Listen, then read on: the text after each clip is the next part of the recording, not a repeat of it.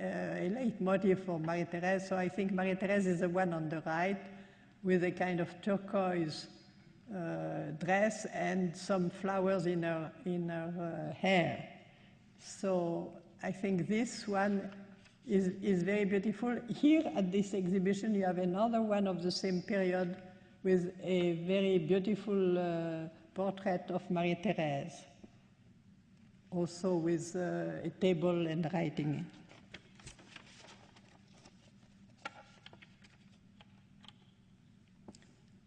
And there we get to 1937, a portrait of Dora Maar.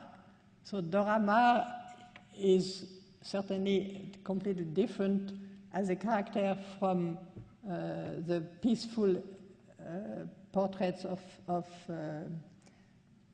Marie-Thérèse Walter, because Dora Maar was very much more intellectual, and she also had beautiful hands with long, sharp nails. And there you see her, she is nevertheless in a kind of restricted space, you know, so as if he did not want her to have too much freedom around. So she's kind of like in a cage.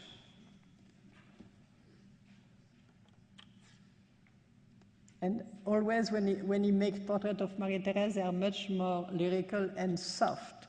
So there, of course, you have many more curves, and you can see that the nails are not sharp at all, they're round. So also the space behind Marie-Thérèse is not very large. She cannot move as she would want to, but at least there is also the ground, and at least there is a little bit more space around her than around Dora Maar.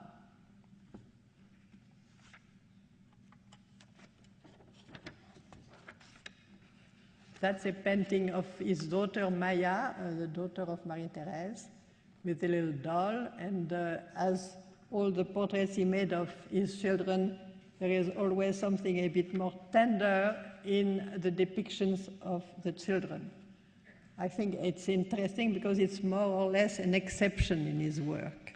So when he becomes tender, it's usually for his children, at least as long as they are very young.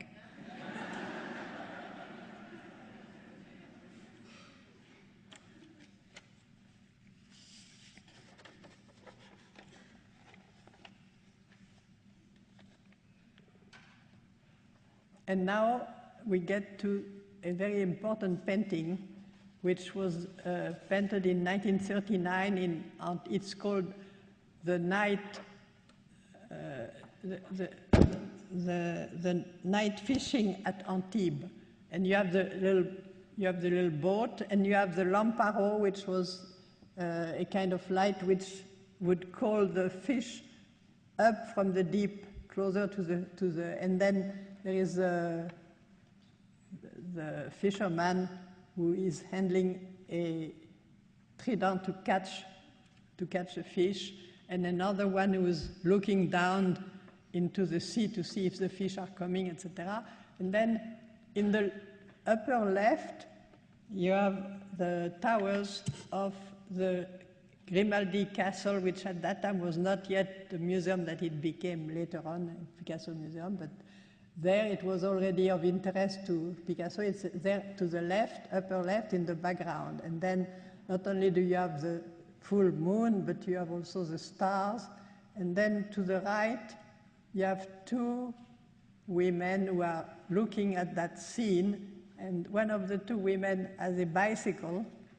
So supposedly that was to be Dora Maar, and she's eating an ice cream. And of course, you can see that in this painting there is a lot of irony, and it's very satirical. Certainly Picasso had a side of himself which he loved to make things, you know, to accentuate what the side that would have been ridiculous or commonplace, etc. So everything is exaggerated to get more meaningful.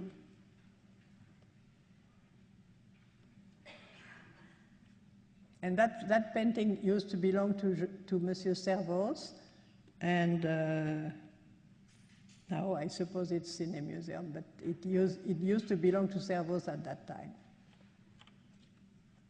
And this is now during the occupation, during the Second World War, the occupation of Paris, and this is a very stern.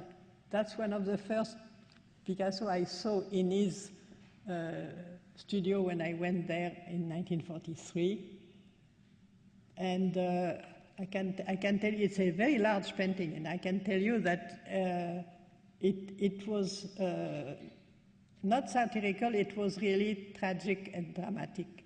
The colors themselves, the dark grays, the anatomically complex nude, and the presence of that mandolin player, the whole thing as something very, very dramatic, even though it is almost, you can see there is almost no motion.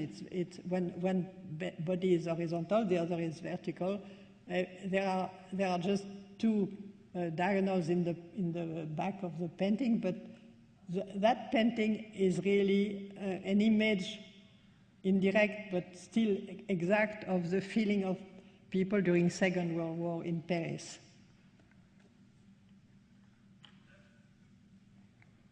And this painting, when you entered Picasso's studio at that time, it was in one of the first rooms on the lower floor. And this painting is really a magnificent example of, because everybody always says, oh yes, Picasso is a master of form, but color-wise he is not the greatest. But I can tell you that when he wanted to be, this is, in terms of color, is absolutely incredible, because you see the light grays and tones that are more sculptural than painterly, and then you have that marvelous window with the dark night, and then the purple, and then under the steel skull you have that kind of very kind of night blue. The whole thing, it speaks of so much anxiety and solitude. It really is. I find such a magnificent image of that time.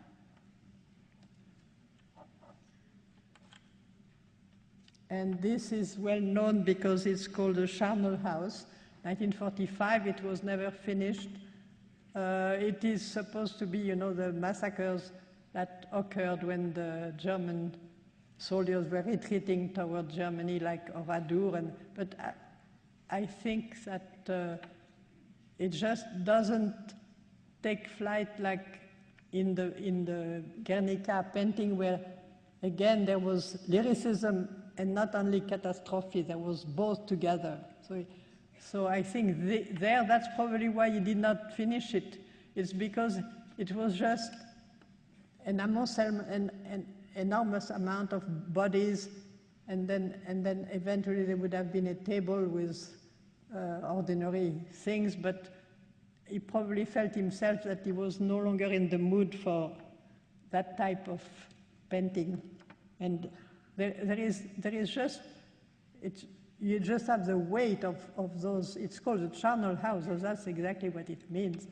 But it just doesn't give us what we get into Guernica, which is at the same time the tragedy and the elevation of even the people who are dead and who are dead in fighting.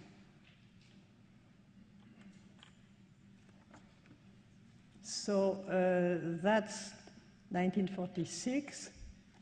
I have to come back a little bit before, because I know that here you have a number of the etchings, that marvelous etchings that Picasso did. And among different etchings, in 1931, he had illustrated a book called The Research of the Absolute by Balzac, which is a short story by Balzac. But that short story had a great meaning for him, because in that